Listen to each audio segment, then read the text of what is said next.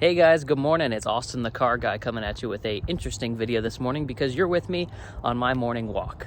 This is a kind of trial video for a new series of videos. Let me know if you guys like it down in the comments when it's all said and done.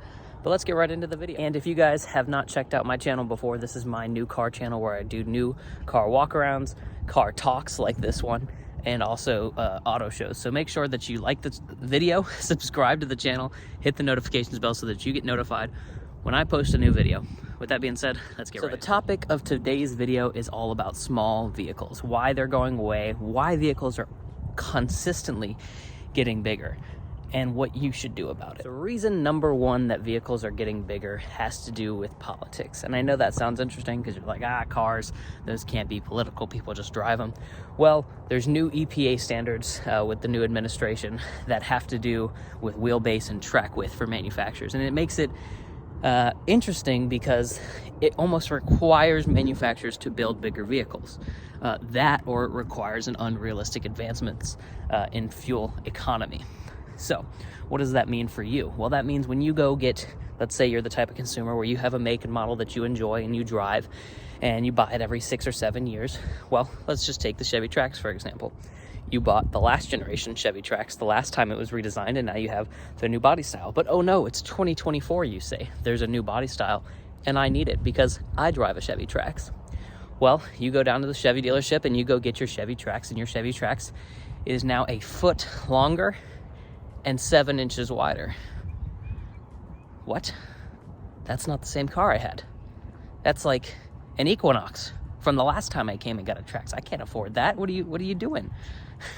Well, that is a perfect example of these new fuel economy requirements being taken up by the manufacturers, because the manufacturers know what they are. They know that they have to be up to snuff. It's one of the reasons why the new 2024 or 2023 Frontiers are getting auto start stop, and my 2022 doesn't have it because it's something that got more stringent as the year went on, and they literally had to add it after they designed the product, which makes for an interesting situation for them. So that's reason number one. That's the big one, is that the EPA just has all new requirements for the manufacturers when it comes to actually making them fuel efficient. Number two, and maybe even more important, is consumers. People aren't buying small cars like they used to.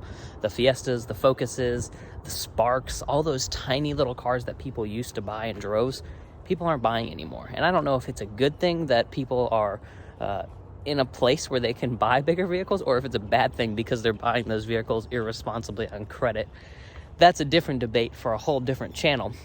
But it is an interesting course of events that vehicles are now getting extremely large, and consumers just continue to buy them and won't even buy small vehicles when they're presented to them. So really interesting in that regard. But that's number two, is that people just really don't buy small cars anymore. And so for manufacturers, it doesn't make a whole lot of financial sense to develop a whole product on something that you don't even think people are going to buy here in a few years. And reason number three has to do with the actual engineering of a car.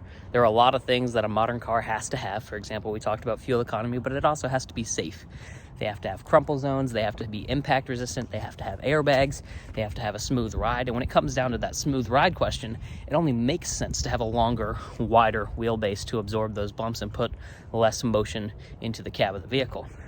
So number three is engineering. It's just simpler to build a bigger car when it comes down to what people actually want out of that car on a daily basis.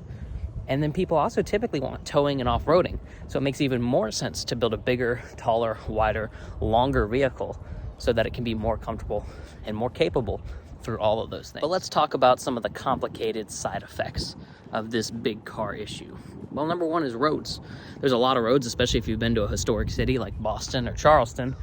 You go downtown, those roads were built in, I don't know, 16, 17, 1800 is some of the newest ones. And those are built for horse-drawn carriages. Those are not built for a 6,000-pound EV, or worse yet, a big SUV like Expedition or a Wagoneer. So roads are going to have to get wider. They're going to have to get bigger. And the same thus with parking lots. So you're going to have bigger parking areas and bigger parking lots for all these bigger vehicles. You know, I remember when I was a kid, there was the compact parking spot at the end of the parking lot that nobody ever used. But that parking spot existed. I don't see those hardly anywhere anymore. So there's definitely going to have to be a lot of things that change. the efficiency of these vehicles is going to have to change from a fuel economy perspective, because you can only make a big vehicle so fuel efficient. So I think we're going to see more technology in the range extending market, very similar to what the Ram Revolution is. Basically what that vehicle is a hybrid, but it's different from most other hybrids because the gasoline motor never directly powers the wheels. So what that means is you have a gas engine running a generator, and that generator then powers an electric motor that powers the wheel. It's very similar to a diesel electric train, if you've ever seen such a thing. And my apologies, it's very cold in South Louisiana this morning. This is one of the first times we've had a freeze warning. It's like 41 right now, and it's supposed to be 32 tomorrow morning, 31 the next morning. So if I decided to do these for the next couple of mornings, it'd be a very interesting video series for you guys. So we talked about the major reasons why every vehicle is getting bigger, why small vehicles don't exist anymore, pretty much why they won't exist anymore, and also some of the complications that come with all of that. The big question is, what does that mean for you? Are you going to keep buying big SUVs because it's what's easy? Are you going to maybe buy a compact SUV because it's more reasonable for you as an individual? Or do you not care and you just thought this was an interesting video on YouTube? Make sure to leave that in the comments down below. Thanks for watching, guys. If you've enjoyed this content, make sure to like this video, subscribe to the channel. Like I said, hit the notifications bell so that you get notified when I have new videos. And if you guys have liked this format of content, make sure to let me know. Thanks for watching, and have a beautiful day.